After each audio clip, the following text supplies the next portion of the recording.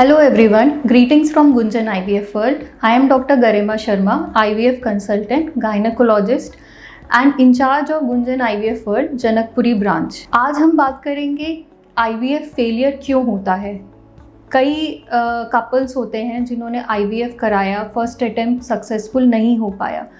Successful नहीं हो पाता है वो आपके पर काफ़ी डिसहार्टनिंग होता है, हार्ट ब्रेकिंग होता है, क्योंकि आपने इतना उसमें इन्वेस्ट किया है, आपका इमोशनली, सोशली, फाइनेंशियली काफ़ी इसमें इन्वॉल्व हो जाते हो। तो इसके बाद अगर वो सक्सेसफुल नहीं होता है तो वो इमोशनली, सोशली आप पे काफ़ी इम्पैक्ट करता है।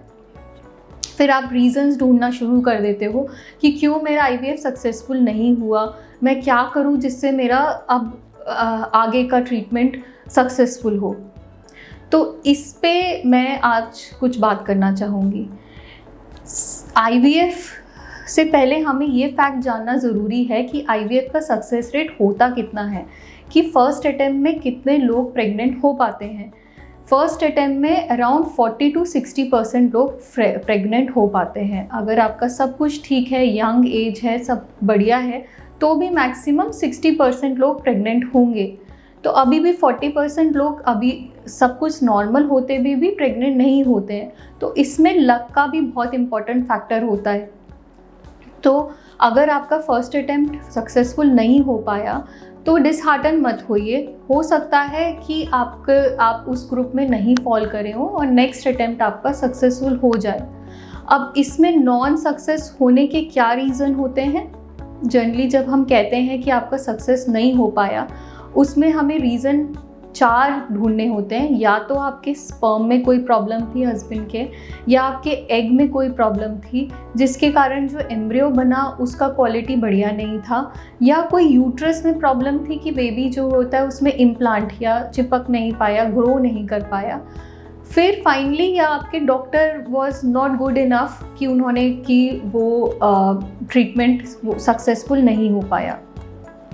तो अगर आपके एग क्वालिटी बहुत अच्छा था, एग नंबर अच्छे निकले, स्पर्म का भी क्वालिटी अच्छा था और आपको डॉक्टर ने दिखाया कि कितने बढ़िया आपके ब्लास्टोसिस्ट, जनरली ब्लास्टोसिस्ट होता है 5वें दिन का एम्ब्रियो, तो अगर आपका ब्लास्टोसिस्ट ट्रांसफ़र हुआ था और अच्छा क्वालिटी, अच्छा ग्रेड, आपको फ़ोटो भी दिखाई गई उसकी और डॉक्टर ने सब कुछ आपको बता कर किया, तो ये चीज़ है कि एम्ब्रियो और स्पर्म और एग फैक्टर रूल आउट हो जाता है।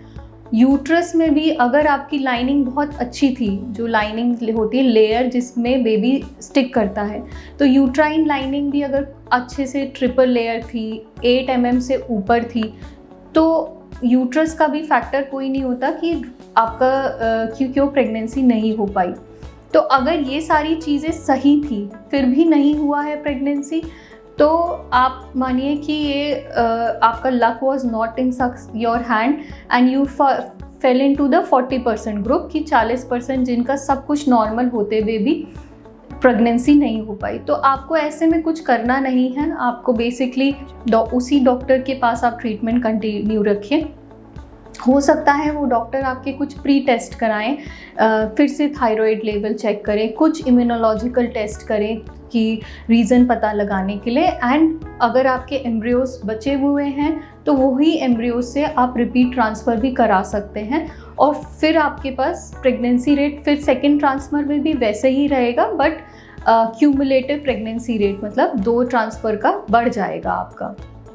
अगर इसमें कुछ प्रॉब्लम थी कि मतलब कि आपका डॉक्टर ने बोला कि एग क्वालिटी इतनी अच्छी नहीं थी, तो फिर एग क्वालिटी के उसको हो सकता है एग क्वालिटी अच्छी नहीं रही कि आपके इंजेक्शंस ठीक से नहीं थे, या फिर आपके इसको सही करने के लिए कुछ मल्टीविटामिन्स और कुछ सप्लीमेंट्स होते हैं, तो वो डॉक्टर आपको सजेस्ट करेगा। तो अगर आप उनको लेंगे 2-3 महीने, फिर आप नेक्स्ट ट्रीटमेंट कराएं तो बेटर क्वालिटी के इम्प्रूवमेंट हो सकता है।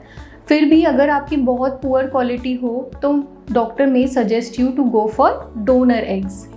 ऐसे ही स्पर्म की क्वालिटी पे भी इफेक्ट होता है। तो अगर स्पर्म की क्वालिटी में प्रॉब्लम थी कि आपका फर्टिलाइजेशन ही नहीं हो पाया, मतलब एग और स्पर्म मिलकर बेबी ही नहीं बन पाया, तो अगर आपका लास्ट साइकिल में आईवीएफ हुआ हो तो इस बार जो दूसरा टेक्नोलॉजी होती है जिससे हम इंट्रासाइटोप्लाज्मिक स्पर्म इंजेक्शन कहते हैं, जिसमें एक एग के अंदर एक स्पर्म को इंजेक्ट करते हैं, तो उससे फर्टिलाइजेशन रेट बढ़ जाता है। तो अगर वो टेक्निक आप डॉक्टर आपको सजेस्ट करे तो उसमें आपके success rate of embryo formation better होंगे। ऐसे ही तो अगर एम्ब्रियो सब कुछ नॉर्मल था और सब देखने में भी ठीक था, तो हो सकता है उसके कुछ जेनेटिक डिफेक्ट हो एम्ब्रियो में, कि उसकी जीन्स में कुछ प्रॉब्लम हो। तो ऐसे में एक टेस्ट होता है जिसको प्री इम्प्लांटेशन जेनेटिक टेस्टिंग कहते हैं। उसमें एम्ब्रियो के सेल्स चेक करे जाते हैं, कोई जेनेटिक डिफेक्ट तो नहीं है। तो ये टेस्ट भी आपको चेक कर सजेस्ट कर सकते हैं आपके जो फर्टिलिटी स्पेशलिस्ट है, कि चेक कर कि आपके एम्ब्रियो में कोई प्रॉब्लम तो नहीं थी। देन हो सकता है कुछ आपको इम्यूनोलॉजिकल प्रॉब्लम्स हो कि आपका बेबी इम्प्लांट ना कर पाया हो, तो इसके लिए भी कुछ टेस्ट होते हैं जो आपको जो टेस्ट में पता चलता है कि इम्यूनोलॉजिकल फैक्टर है, मतलब कि आपकी इम्यूनिटी ने बेबी को रिजेक्ट कर दिया। तो वो इम्यूनिटी सप्रेस करने के लिए भी मेडिसिन्स होती हैं, इंजेक्शंस होते हैं, तो वो आपको नेक्स्ट साइकिल से पहले दिए जा सकते हैं। फिर यूट्रस में अगर कोई प्रॉब्लम है कि यूट्रस की लाइनिंग बनने में प्रॉब्लम है, या यूट्रस में कुछ जाले बने हुए हैं, या फिर कोई फाइब्रॉइड है या रसोली है, तो ऐसे के लिए हिस्ट्रोस्कोपी द्वारा इन सबको करेक्ट कर फिर उसके बाद नेक्स्ट अटेम्प्ट करा जाए, तो फिर आपका रिजल्ट्स बेटर होंगे। फिर फाइनली है कि आपके डॉक्टर से आपका कैसी अंडरस्टैंडिंग थी। अगर आपको लग रहा है कि आपके डॉक्टर आपको अच्छे से नहीं सुनते हैं, आपके सवालों का सही से जवाब नहीं देते हैं, या आप में ट्रांसपेरेंसी नहीं है, उन्होंने आपको आपके एम्ब्रियो की क्वालिटी पिक्चर कुछ नहीं बताई, आपको यूट्रस के बारे में नहीं बताया, तो you may think of changing the doctor, या फिर आप उनसे बात कर सकते हैं, क्योंकि ये भी इम्पॉर्टेंट है कि वो आपको टाइम दे, आपके हिसाब से ट्रीटमेंट करें। ऐसा नहीं कि सबका जैसा हो रहा है वैसा ही ट्रीटमेंट हो। आईवीएफ की सक्सेस डिपेंड करती है कि हर एक को इंडिविजुअली ट्रीटमेंट दिया जाए, जिसको जैसा ज़रूरत हो वैसे इंजेक्शन दिए जाए, जिसको जैसा दवाइयाँ ज़रूरत हो, जैसे ब्लड टेस्ट इन्वेस्टिगेशन ज़रूरत हो, वो किए जाए। अगर आपको ये सब चीज़ों से सेटिस्फैक्शन नहीं मिलता है तो मैं कहूँगी कि आप चेंज करें आपकी डॉक्टर। फिर भी आपको रियलिस्टिक होना पड़ेगा कि फर्स्ट अटैम्प्ट 40 to 60% सक्सेसफुल होता है।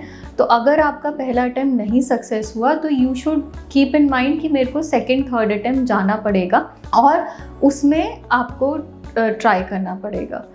होप इस वीडियो के द्वारा आपको थोड़े आईवीएफ फेलियर के रीज़न पता चले हों और कैसे इसको आगे अप्रोच किया जाए उसके बारे में आइडिया आया हो। और इसके कुछ क्वेश्चंस हो तो कमेंट बॉक्स में कमेंट करके पूछें। Thank you.